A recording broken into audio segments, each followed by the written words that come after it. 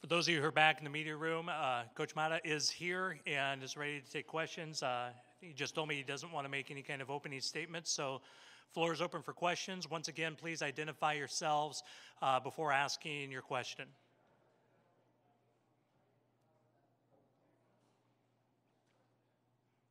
Antonio Gonzalez with the Associated Press. Hi, Coach. What jumps out at you when you see VCU on tape? You know, obviously their style. It's a unique style, both offensively and defensively. You know, there's not a lot of teams that you know, play the way that they play in terms of the defensive pressure for 40 minutes, the pressing, the trapping. You know, offensively they're going to spread you out, shoot a lot of threes. You know, I think over 40% of their field goal attempts this year are threes. And then probably their depth. I mean, they got a lot of guys that they're, you know, 9 deep. And, you know, I think they're also one thing that was very obvious, they're a team of runs. You know, you got to be able to stop the run because when they get hot, they really get going. Hey, Coach. Paul Woody, Richmond Times-Dispatch. A lot has been made of how VCU's got to stop DAngelo Russell. What do you guys have to do to stop Melvin Johnson, Trevion Graham, Mo Alley Cox? Well, you know, I think obviously the first thing is those three guys are terrific players. I think, you know, it has to be a team defensive effort. I think you've got to have great awareness because they do a really nice job of moving those guys around and creating angles for them to not only shoot but to drive the basketball. So it's got to be, as you know, we hope our system is 5 guys defending the basketball. Mike DeKito from the Oregonian.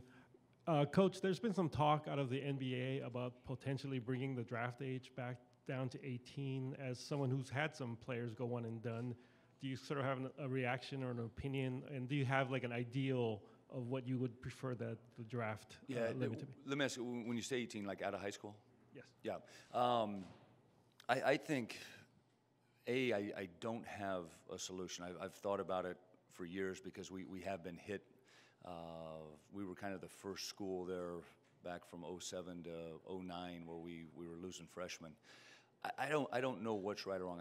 I do think this. I'm one of these guys. I'm in this for the kids, and I think basketball is a unique sport. It's a unique opportunity. Your body is your window, or your body is your ticket to your life. With that said, I've always been in favor of letting those guys go. You know, from the standpoint if they're good enough to go out of high school, and I know the NBA doesn't want to. They don't want to mess with high school guys anymore, and I understand that completely. But you know, from our perspective, getting guys in, and you know, I'd kind of like to see it be a 2-year at least deal if they do come to college. Just simply, it would keep the vultures away for a year, and it keeps a kid committed because he knows that he's got to come back for the next year. And I think that would buy us time as coaches because, you know, we deal with things that people have no idea what's going on behind the scenes, and it makes it difficult. It really does, and quite honestly, I don't think it's fair to the kids in terms of them enjoying their experience while they're in college. Just as kind of a related follow-up, have you had much contact recently with Greg Oden, and if so, how's he doing? Yeah, he's doing great. You know, it's funny, I see Greg every day. He's back in Columbus, comes in, works out. I don't know, quite honestly, if I've ever seen Greg as happy as he is right now in terms of everything is going great in his life. You know, he's made a lot of personal commitments to change, and you know, having him around literally every single day and spending time with him, there's no greater feeling, and I'm excited for him.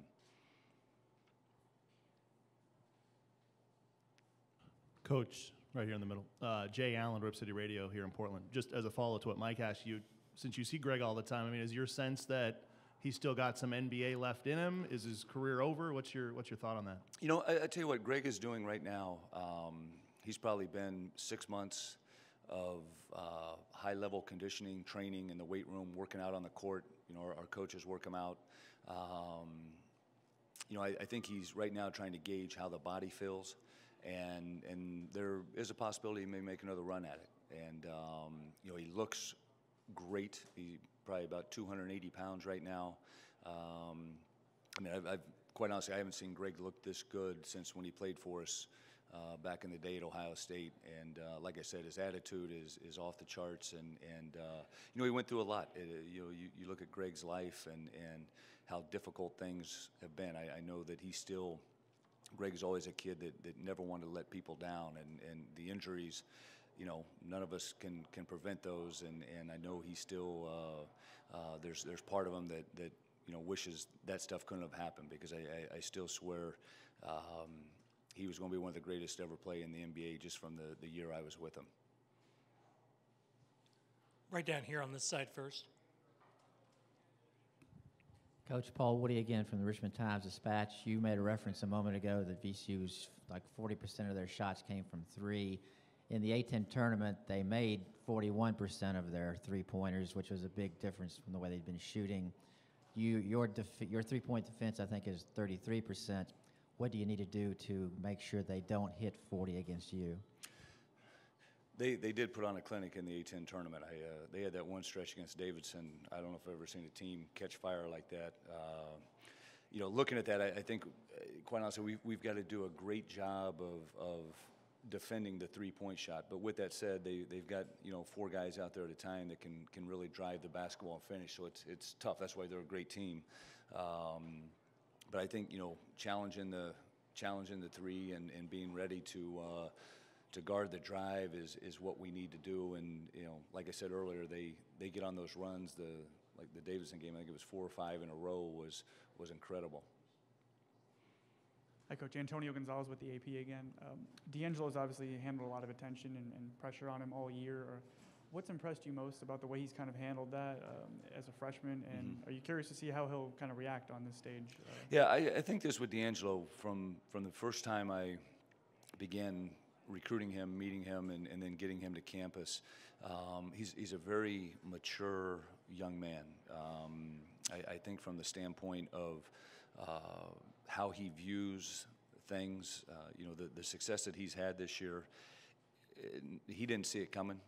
You know, we thought, you know, for sure kind of a 2-year type guy, but I think that's why he's been so successful, because he doesn't let that get in his head. You know, he's been a very committed teammate. He's been very committed to Ohio State, and quite honestly, he's a pleasure to coach. I mean, you know, you sit down, you can have a conversation with him outside of basketball. He's one of those guys that just knows a little bit about everything going on in the world, and you know, he actually teaches me things that I didn't know.